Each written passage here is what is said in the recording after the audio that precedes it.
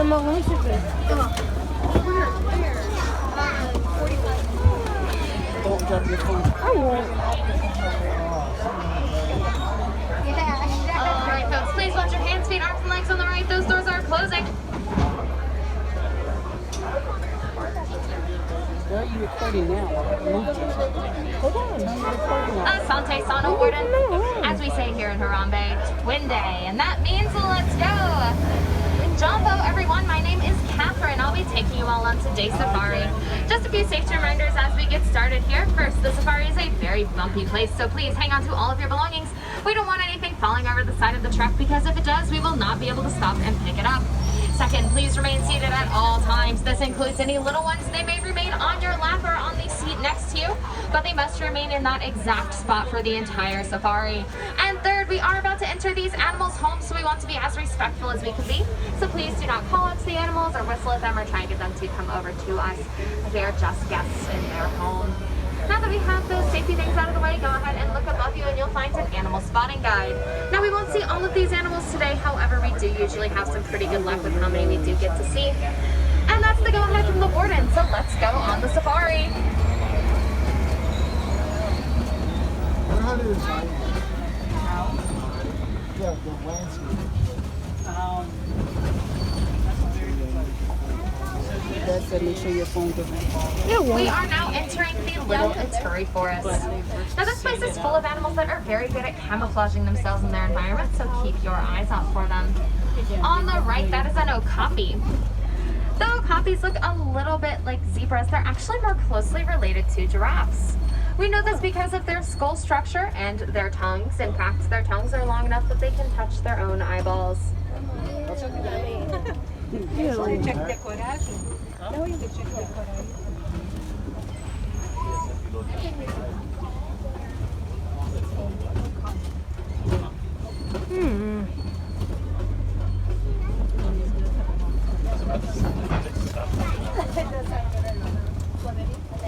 You're the bitch, man. You on this course?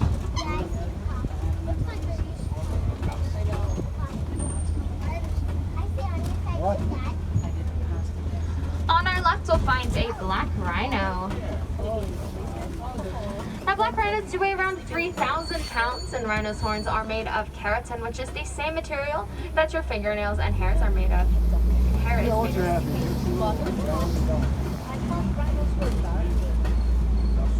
As we come around this curve on our right, we'll find a couple of saddle-billed storks. They do get their name based on that yellow coloring on their bills. And we can tell the difference between the males and females based on their eye color. Females have yellow eyes, while males have brown eyes.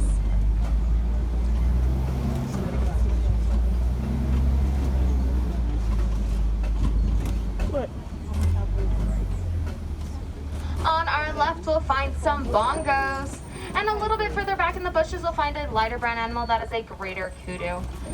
These bongos are known as the ghosts of the forest because they hide very well in bushes. The white stripes on their back help to break up their silhouettes so they can hide more easily from their predators. And that greater kudu, we can tell that she is a female because she does not have any horns. The females like to be in groups of 3 to 10, while the males are more solitary animals. I'm gonna quad these things right. Quad. Not like that.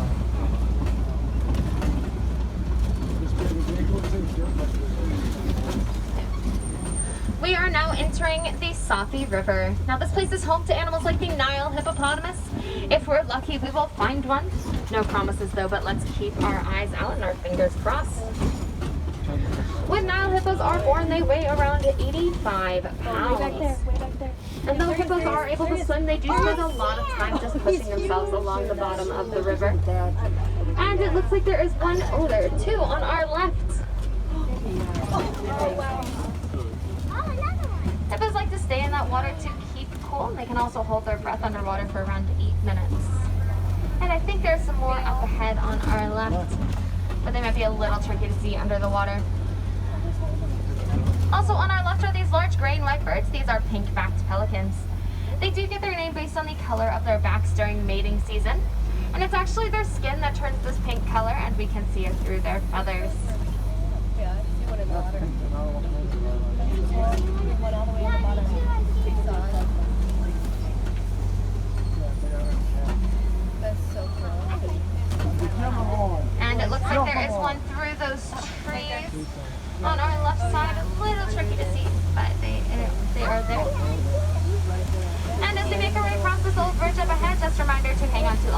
lines, and please remain seated. On the left, those are Nile crocodiles. They have very powerful jaws and can crush the bones of their prey in an instant. They can actually crush around 2,000 pounds per square inch. And though they are indeed very powerful, they're actually very gentle when they want to be. When their eggs begin to hatch, they will roll them around in their mouths to help with that hatching process without harming the babies.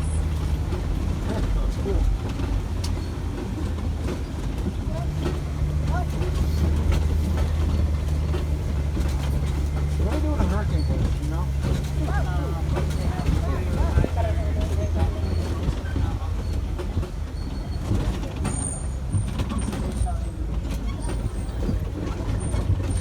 On our right, we're passing a very large tree called a baobab tree. These trees hold lots and lots of water in their trunks, and during the drier seasons, animals will rip off the bark and poke holes in the trunk to access that water. That's why this tree is nicknamed the Tree of Life.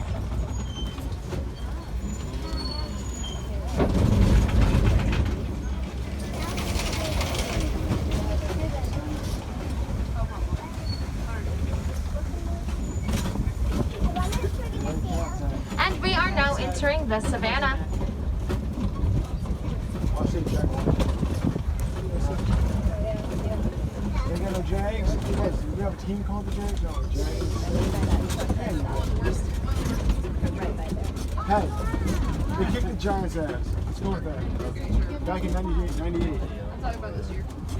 So I want to say, that's why I like it. Here in the savannah, many animals rely on their speed to help them get away from their predators, rather than animals like the bongo, who use the bushes and foliage to help hide. In front of the safari. I'll say it. You'll see it there. Yeah, it's about that way.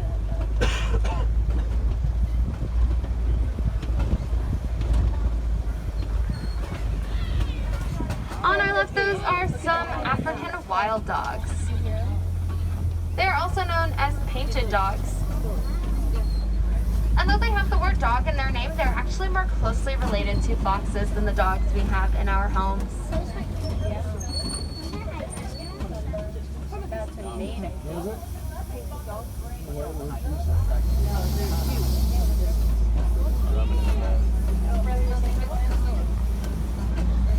Coming up on our left, we'll find some Maasai giraffes. Maasai giraffes have these jagged spots, and a group of giraffes is called a tower, fitting as they stand at around 16 to 20 feet tall, and they are the tallest land animal. When giraffes are born, they stand at only around 6 feet tall, and they can begin to walk within an hour after they're born.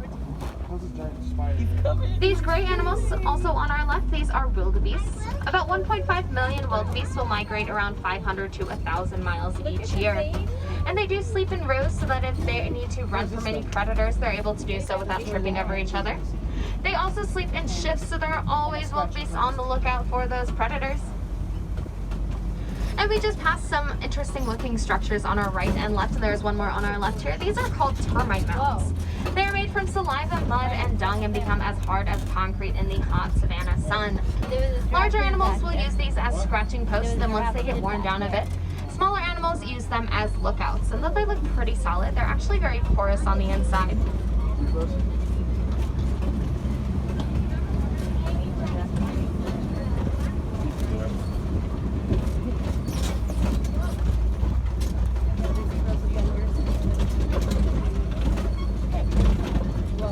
When we get there, it'll be on that side.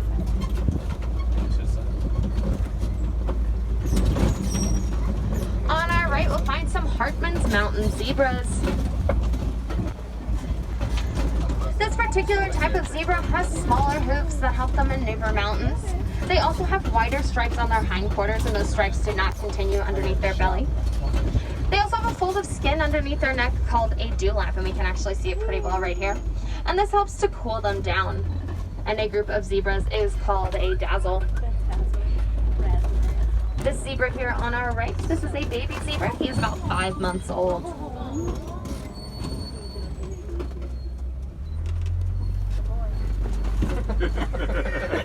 Also on our right is a small light brown animal. That is a springbok. They are the smallest antelopes in the world, and they can jump 6 feet in the air and 13 feet forward repeatedly when they get scared or excited. Also on our right in that group of trees, you'll find some very large horns. Those are the Ankole cattle. The Ankole cattle's horns can be about 3 to 4 feet long, and though they seem like they're probably pretty heavy, they're actually very light. They're like a honeycomb structure on the inside, and there's blood circulating through their horns to help keep them cool. It's kind of like their own personal air conditioning system.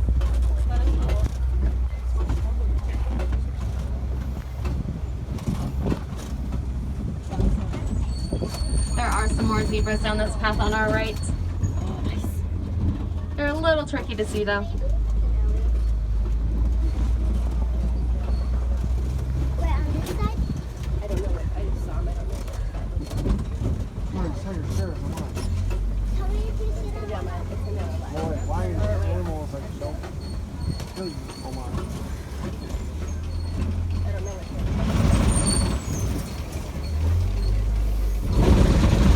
Be on your side then.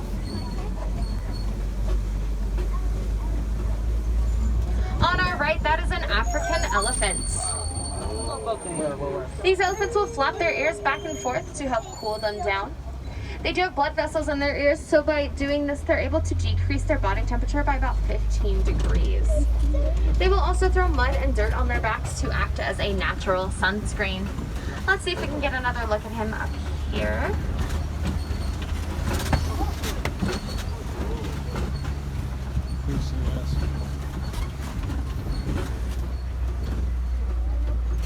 Nope. So kind of behind us on that right side, we'll get another view of that elephant. You can see those blood vessels in his ears very, very well. Due to habitat destruction in Kenya, many elephants had to start looking elsewhere in order to find food, and they found this on farmers' lands and began to eat their crops. Unfortunately, those farmers turned to poaching the elephants in order to protect their crops and their livelihood. But our researchers here at the Harambe Wildlife Reserve discovered that elephants do not like the sound of bees. So they partnered with those farmers in Kenya to create bee fences, and now those fences line the perimeter of the farmers' land so the elephants no longer come near the crops, so the elephants are safe. And the crops are safe, and the farmers now have an additional source of income from the bees' honey. That's interesting.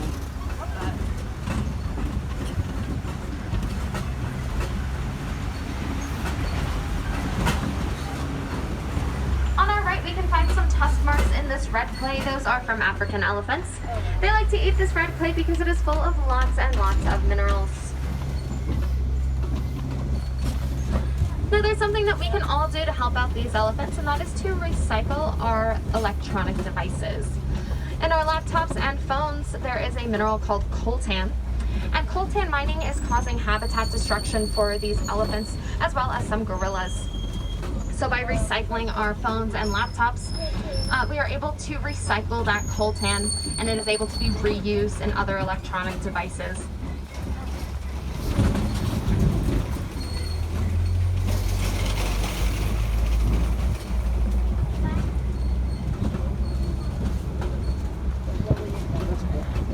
On our right, we're passing a couple more of these baobab trees, and there is one over on our left as well. These trees do remain leafless for about 9 months out of the year, and they can survive very long periods of drought due to the amount of water they hold in their trunks.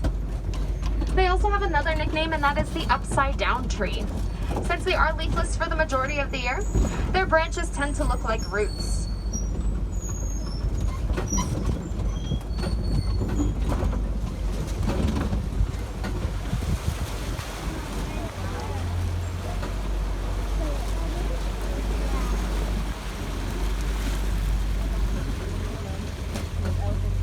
On our left, we'll find some beautiful greater flamingos. Flamingos are a grayish color when they hatch, and it takes around 18 months for them to start turning pink. There are some baby flamingos in there as well. Those are those grayish flamingos. Flamingos get their pink color from the shrimp that they eat.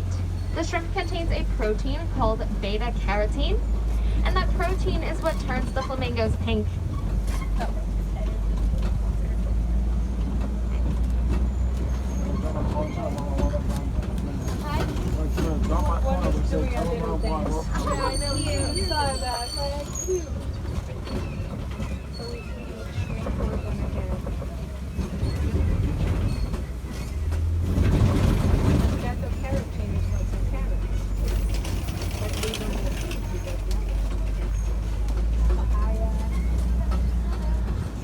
those are some white rhinos.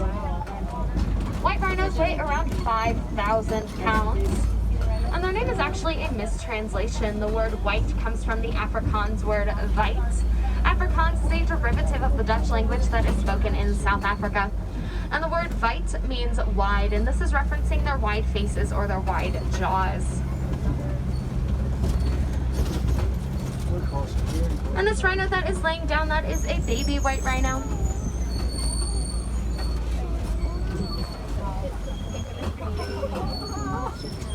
Looks like he's ready for a nap.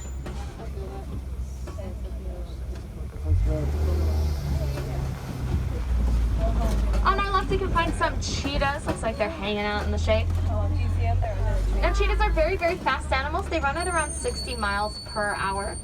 And they can reach the speed in about 3 seconds. Oh, wow. Look at the tree.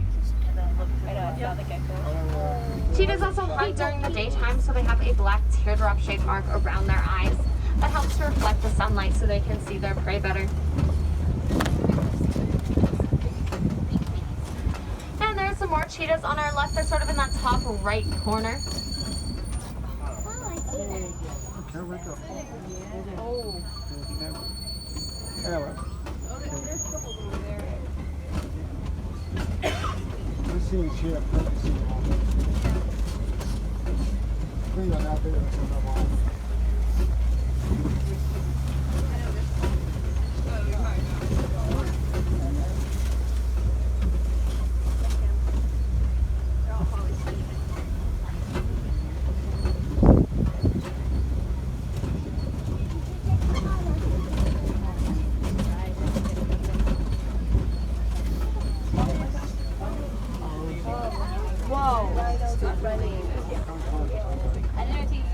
On our right, this is a bontebok. That is a type of antelope. And there's some ostriches running in right in front of us. Directly in front of the truck, sort of on that right side though. Now, the bontebok in the early 20th century, they were almost extinct. There were only about 20 or so of them left, but luckily some farmers noticed this and kept them safe on their lands, and those farmers were able to save the entire species of bonteboks. I'm hoping we'll get another view of those ostriches up ahead, but I'm not sure if we will.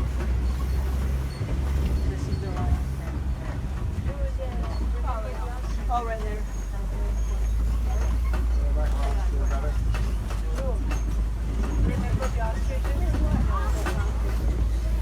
And we will definitely get a better view of this ostrich, as there is one on the left side of the truck and almost in the road on the right side. But first, there is a warthog over to our left. They are the largest burrowing animals. And they use those razor-sharp tusks to dig the burrows that we see here on our left. When they sit in their burrows, they sit with their tusks facing out for protection. Sorry folks, I thought this ostrich was going to cross the road. So we're just going to go very slowly next to him. Back in the fence. Here's that cross.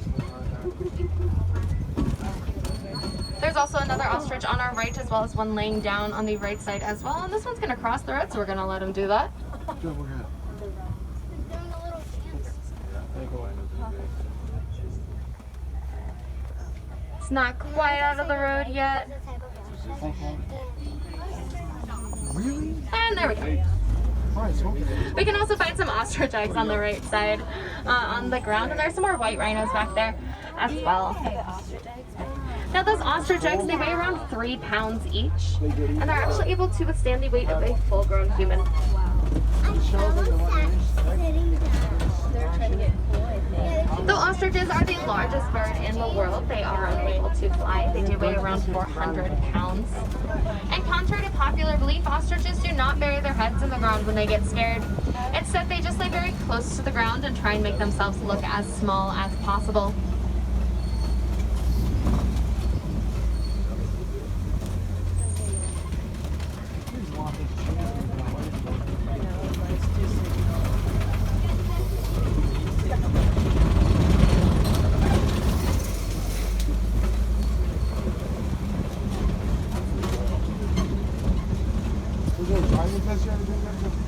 We are now approaching the warden's house, and it looks like the warden has some friends over today.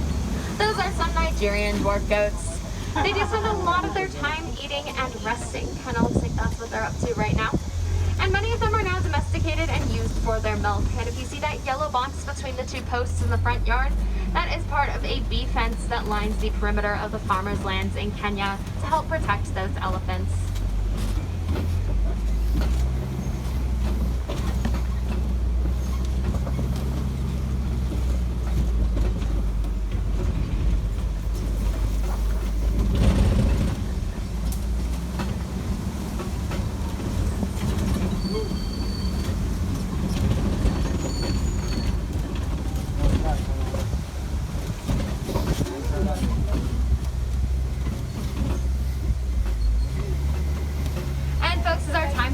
Nearing the end, I do want to take a moment to talk about some conservation efforts, as we are very big on conservation here at the Harambe Wildlife Reserve.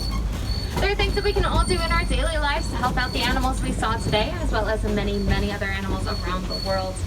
We can do things such as reducing, reusing, and recycling. We can reduce our consumption of goods, reuse any products that we can, and recycle anything we can. By doing this, we help to protect the habitats of all of those animals, keeping them living long and happy lives. You can also donate to the Disney Conservation Fund at any of the merchandise locations here in Animal Kingdom.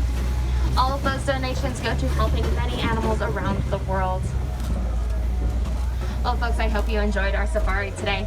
If you'd like to come back and see us again at any time, we would love to have you. No two safaris are the same, so maybe next time you'll see some animals you didn't see on this trip, and maybe you'll get to revisit some of your favorites as well. And it looks like our time together has now unfortunately come to an end. But here in Harambe, we do not like to say goodbye because it's just too sad and too final.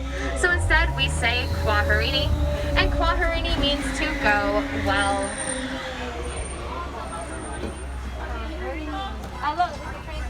Please watch your hands, feet, arms, and legs on the right. Those doors are opening. Kwaherini, friends. Go well, go wild, and enjoy the rest of your day wherever your adventures may take you. If I have any wilderness explorers on board, you have been on the Simba 1.